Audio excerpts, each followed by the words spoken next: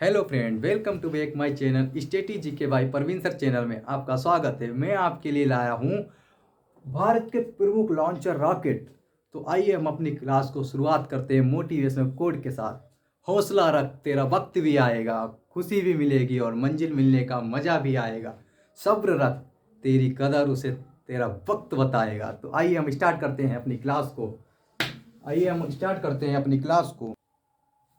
आज की क्लास आपके लिए बहुत महत्वपूर्ण होने वाली, क्योंकि इस क्लास से एनटीपीसी में लगभग 15 क्वेश्चन पूछे जा चुके हैं और कहीं ना कहीं एग्जामों में UP police, Delhi police, SSC GD में पूछे ही जाते हैं प्रश्न, और ये आपके लिए बहुत महत्वपूर्ण टॉपिक है। तो आइए हम बताते हैं आपको कि क्या है। जैसे भारत के प्रमुख लॉन्चर रॉकेट हो गए। भारत के प्रमुख लॉन्चर रॉकेट कई हैं, लेकिन जो इम्पोर्टेंट है वो मैं आपको बता रहा हूँ।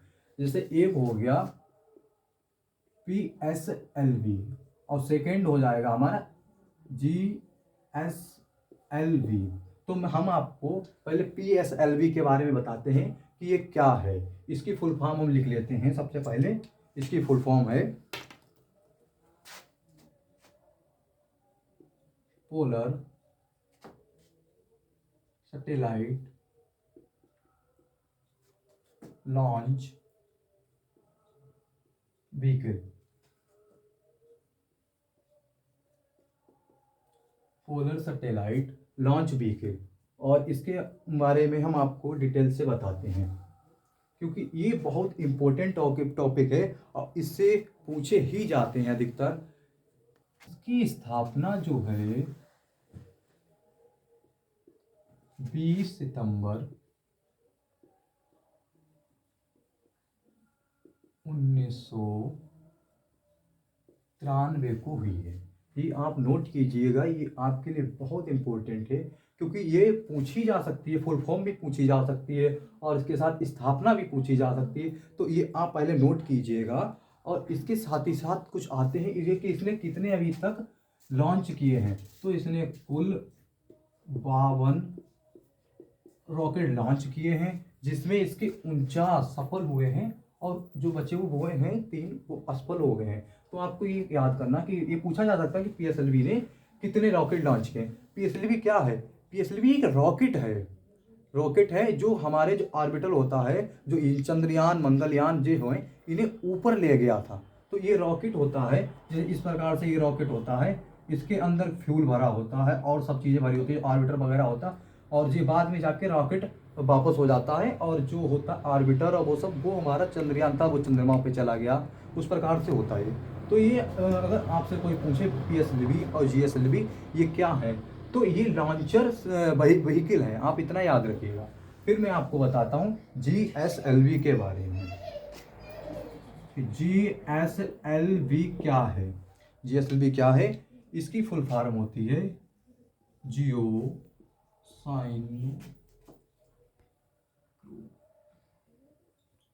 साइनोक्रोम सैटेलाइट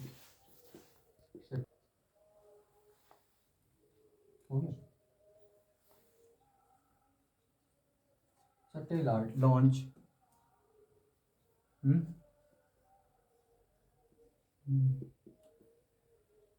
तो इसकी फुल फॉर्म हो गई जियो साइनोक्रोम सैटेलाइट लॉन्च व्हीकल।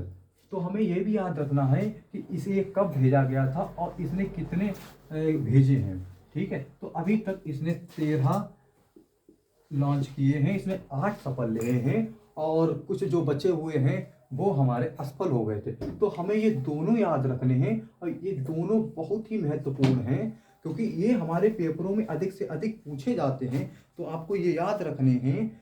और इसके साथ ही साथ चलिए आप इसकी स्थापना भी लिख लीजिएगा। 18 अप्रैल 2001 को इसकी स्थापना होती है। और इसके साथ ही साथ ये देखिए GSLV क्या होता है। ये होता है इससे बड़े जो होते हैं, जैसे चंद्रयान सेकेंड हो गया, ये बड़े कार्यक्रम होते हैं, इससे वो लॉन्च किया जाता है। और PSLV क्या होता है, इससे छोटी जो चीज़ें होती हैं वो लॉन्च किए जाते हैं। तो ये बड़ा यंत्र है जो जिससे लॉन्च किए जाते हैं। तो हमें ये याद रखना है PSLV GSLV के बारे में पता होना चाहिए। और इसे इन सबके किसके अंतर्गत काम होता है? इन सबको करता है ISRO, Indian Space Research Organisation, जिसका हेडक्वार्टर बंगलुरु में है और जिसकी स्थापना 15 अगस्त 1969 की हुई है, जिसके वर्तमान अध्यक्ष इस टाइम सोमनाथ जी हैं और ये के सिवान की जगह पे आए हैं।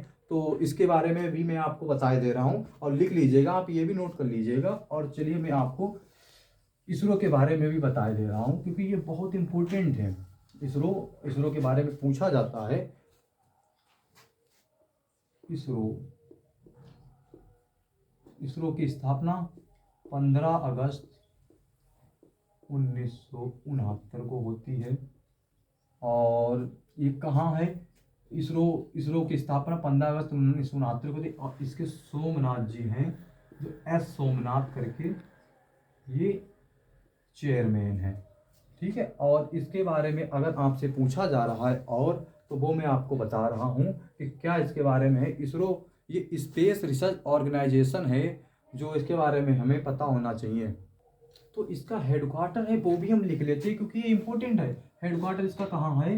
इसका हेडक्वार्टर है बंगलुरु। इसका हेडक्वार्टर बंगलुरु है। और इसके अगर फर्स्ट आपसे अध्यक्ष पूछ लिया जाए, वो कौन है? वो है विक्रम साराभाई। विक्रम साराभाई।